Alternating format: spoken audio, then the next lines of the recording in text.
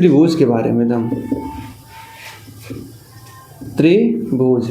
तो 3 रेखा खंडों से घिरी बंद आकृति जिसमें 3 भुजा और 3 कोण हो उसे क्या बोलते हैं?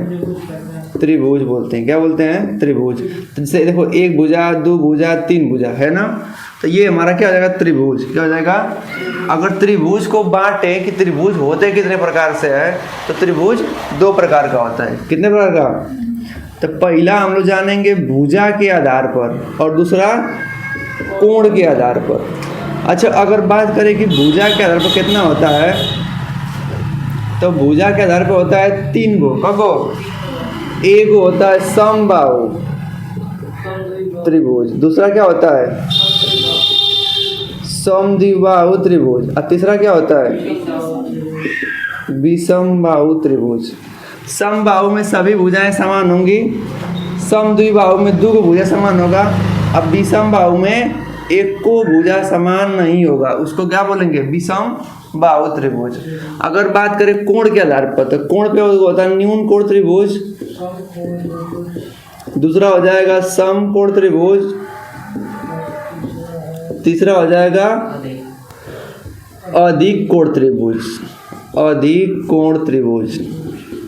तो मेन हम लोग को यही पढ़ना होता है, ये तो बस कोण के आधार पर है। अच्छा, न्यून कोण में क्या होगा? ऐसा त्रिभुज जिसका तीनों कोण 90 अंश से कम हो उसको क्या बोलेंगे? न्यून कोण त्रिभुज।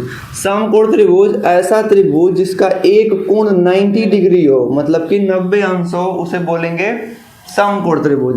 अधिक कोण में ऐसा त्रिभुज जिसका एक कोण 100 मतलब एक जो कोण हो 90 अंश से अधिक होना चाहिए, तो उसको बोलेंगे अधिक कोण त्रिभुज। हाई तो आसान है, लेकिन हाई वाला पे सवाल पूछता है, कह देगा कि समबाहु त्रिभुज, विषमबाहु, समबाहु, समद्विबाहु, विषमबाहु। तो देखो परिमाप निकालना रहेगा तो तीनों भुजाओं का योग करते हैं, तो इसका कोई सूत्र नहीं है, लेकिन क्षेत्रफल पे अलग अलग हो जाएगा। क्षेत्रफल पे अलग अलग हो जाएगा।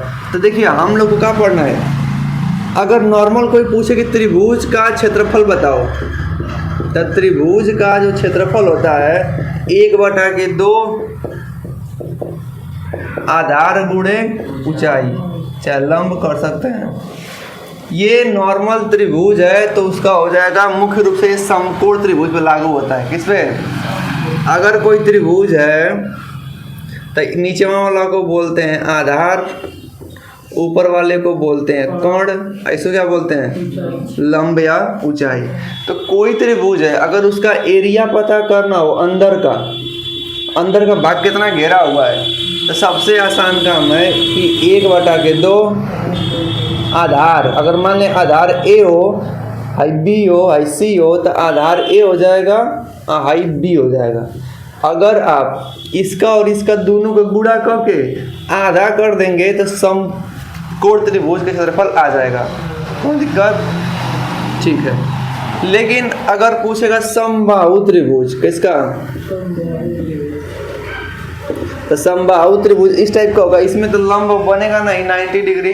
तो इसका सूत्र होता है, अगर आपको क्षेत्रफल कहेगा कि समबाहु त्रिभुज का क्षेत्रफल निकालो, तो इसका सूत्र होता है करड़ी में 3 गुणे भुजा स्क्वायर। क्या होता है? भुजा स्क्वायर। ठीक है। अच्छा, समद्विबाहु कर देगा, अगर 90 डिग्री का भी हो जाता है समद्विबाहु में, क्योंकि ये और ये दोनों भुजा समान हो सकती है। आई वाली भुजा समान हो सकती है, ये वाली तो नहीं होगी। पाइथागोरस प्रमेय अधिकतर इस पर लगाते हैं, ख्याल होगा। तो देखो आप लोग का जो त्रिभुज चैप्टर है कक्षा 9 के लिए, उसमें जो सबसे महत्वपूर्ण हीरोन का सूत्र एक चैप्टर में है ना, हीरोन का सूत्र। तो हीरोन का सूत्र ये विषमबाहु त्रिभुज पे लगता है। किस पे? अच्छा, विषमबाहु पे निश्चित रूप से नहीं, समबाहु पे भी लगा सकते हैं, मतलब भुजा पता होना चाहिए। तो समबाहु पे लगा तो इस पे भी लगा ही सकते हैं ना। तो जो हीरोन का सूत्र हम लोग को पढ़ना है वो मुख्य रूप से विषमबाहु त्रिभुज पे पढ़ना है, और विषमबाहु त्रिभुज में तीनों भुजाएं अलग अलग होती है। क्या होती है? तीनों भुजाएं अलग अलग होती है।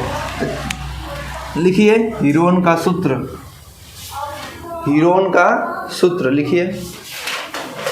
त्रिभुज में भुजा दे देगा कि भुजाओं का अनुपात 12 संबंध 17 संबंध 25 है, तो ये मतलब ये सेंटीमीटर या मीटर नहीं है, ये अनुपात में है।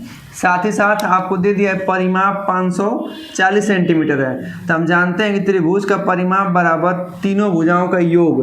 तो परिमाप सवाल में दे दिया है 540, पहली भुजा दूसरी भुजा तीसरी भुजा रखेंगे, साथ में x को भी रखना है। क्यों? क्योंकि ये अनुपात के रूप में दिया गया, इसलिए सब कुछ जोड़ेंगे तो 54 हो जाएगा। तो 54x, तो 54 एकम 54, 54 दाम में 540, तो x का मान आ गया 10। ये x का जो 10 मान आया है, आप इसी के में 10 इसमें 10 इसमें 10 गुणा करेंगे तो पहली भुजा दूसरी भुजा और तीसरी भुजा आ जाएगी। तो देखिए पहली दूसरी तीसरी भुजा हो गई। अब हम जानते हैं कि ये त्रिभुज कौन सा होगा। तो ये देख रहे हैं तो पहली भुजा 120, 270, 250, तो ये हो जाएगा विषमबाहु त्रिभुज। अब विषमबाहु त्रिभुज के क्षेत्रफल निकालने के लिए हम लगाते हैं हीरोन का सूत्र। और हीरोन का सूत्र का क्षेत्रफल, अगर हीरोन के सूत्र देखा जाए तो क्या होता है, तो करड़ी में यस, कोष्टक में यस माइनस पहली भुजा, एस माइनस दूसरी भुजा, एस माइनस तीसरी भुजा। यहाँ यस क्या है, यहाँ यस अर्ध परिमाप है, अर्थात परिमाप का आधा करेंगे तो आ जाएगा एस का मान। तो परिमाप दिया है 540, 540 का आधा करेंगे 270 हो जाएगा। अब इस सूत्र में रख के हमको लगा देना है। तो यस का मान 270 रखेंगे, फिर 270 माइनस पहली भुजा मतलब 120, 270 माइनस दूसरी भुजा 170, 270 माइनस तीसरी भुजा 250 रख देंगे। अब इसको सरलता से हल करेंगे और अपना उत्तर ला लेंगे। 270 घटाइए 0, 7 में से 2 जाएगा 5, 2 में से 1 जाएगा तो कितना बचेगा 1, 270 में से 170 जाएगा तो 100 बचेगा, 270 में से 250 जाएगा तो 20 बचेगा। अब इसी को ऐसे रूप में तोड़ेंगे कि पूर्ण वर्ग इसका निकल जाए, ये पूर्ण वर्गमूल के रूप में लिख लें। जैसे ये 270 है तो हम जानते हैं 90 तिहाई होता है, या फिर इसको लिख सकते हैं 9 गुणे 10 गुणे के 3 लिख सकते हैं। 150 है, कितना लिखते हैं 3 गुणे 50, ये 100 को रहने दे रहे हैं। अब 20 को लिख दे रहे हैं 4 5 20, 50 हो जाएगा ना, 50 गुणे 100 और 20 को तोड़ दिए 10 गुणे 2, 20 को तोड़ रहे हैं 10 गुणे के 2, और 100 को 50 गुणे 2, नहीं 100 तो खुद ही निकल जाएगा वर्गमूल 10 का। देखिए जैसे हाइट 9 है तो 9 का 1 निकलेगा तो 3 हो जाएगा, हाइट 3 है तो जोड़ा बन गया तो बाहर निकल गया 3। अब किसका जो बन रहा है देखिए, हाइट 10 निकलेगा तो 10 का लाएगा। अगर हाइट 100 है, 100 का वर्गमूल 10 होता है, हाइट 50 दूना के 100 और 100 का वर्गमूल 10। कुछ इस प्रकार से, माने करड़ी में अगर कोनो भी 2 गो सेम संख्या है तो करड़ी से बाहर करेंगे तो 1 संख्या निकल जाएगी। 3 3 के 9, 9 दाम में 90, 90 में 100 का गुणा करेंगे तो 9000 हो जाएगा। तो ये हो जाएगा सेंटीमीटर स्क्वायर। तो इस प्रकार से यदि कोई त्रिभुज है जिसकी भुजा 120, 170, 250 है तो उसका क्षेत्रफल आएगा 9000 है। तो ध्यान रहे कि परीक्षा में वो सूत्र जरूर लिखते हैं, मतलब कि मात्रक